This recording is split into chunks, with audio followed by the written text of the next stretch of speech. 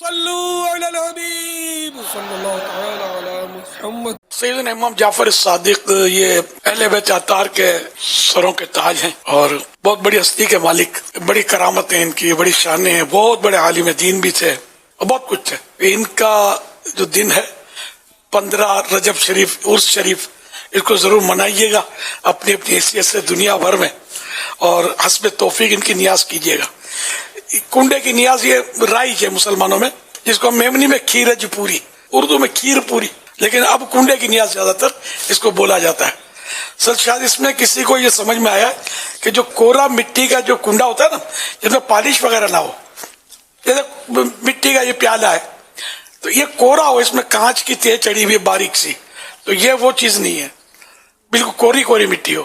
اس میں اگر کھیر ڈالیں گے نا اور اس میں جمے گی تو اس کی لذت بڑھ جاتی ہے، ٹیسٹ بڑھ جاتا ہے۔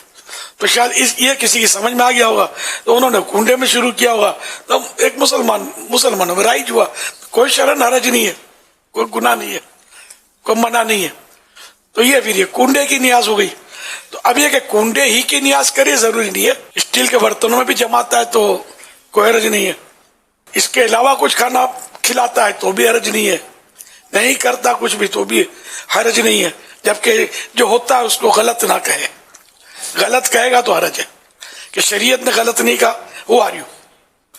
آپ غلط کہنے والے کون؟ بس سختیاں لوگوں نے اپنے طرف پہ کی بھی ہیں کہ یہ گھر کے باہر نہیں نکالنی چاہیے تو وغیرہ، تو یہ غلط ہے، گھر کے باہر نکلنے میں کوئی حرج نہیں ہے، اب گھر سے باہر جانے دیں، اڑوس پڑوس کو بھی بھیجیں، ان کو پتا چلے کہ آپ نے امام جعفر صادق کی نیاز کی جاتی ہے اور پتا چلے کہ یہ کون ہستی تھے، ورنہ گھر سے باہر نکالے بغیر چارہ تو ہے نہیں۔ اب گھر میں کھلاؤ گے یہی نا، آپ بولو میں کپڑا ڈھک کے دوں گا، نہیں دوں گا برتن میں، تو پیٹ کے برتن میں بھر کے لے جائے گا،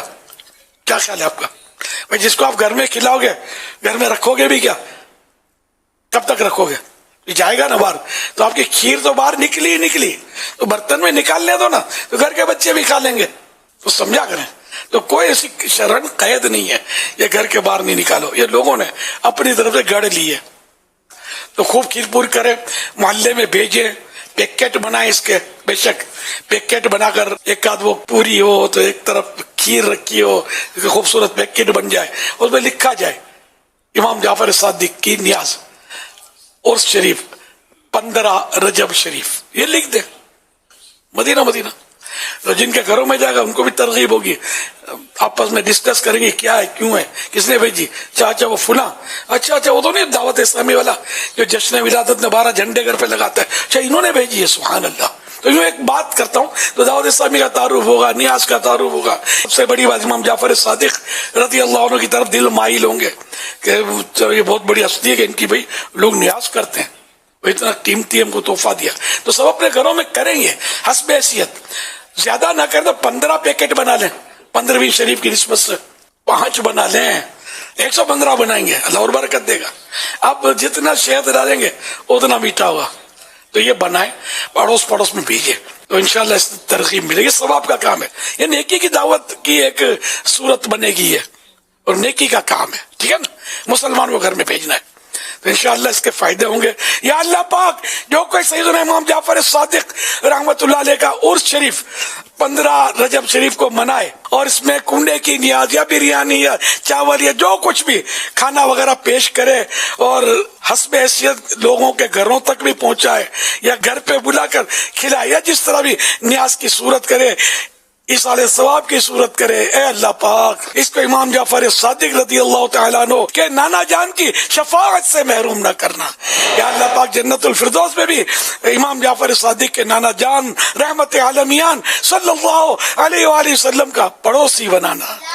یا اللہ پاک ہمیشہ کے لیے میری دعا جو ہے ان کے حق میں قبول کرنا جو 15ویں شریف کی اس طرح نیاز کریں، کم از کم زندگی میں ایک بار کریں، ان کے حق میں بھی یہ دعا قبول کر لیں۔ صلو علی الحبیب صلی اللہ تعالی علی محمد۔ مجھے اپنی اور ساری دنیا کے لوگوں کی اصلاح کی کوشش کرنی ہے انشاءاللہ۔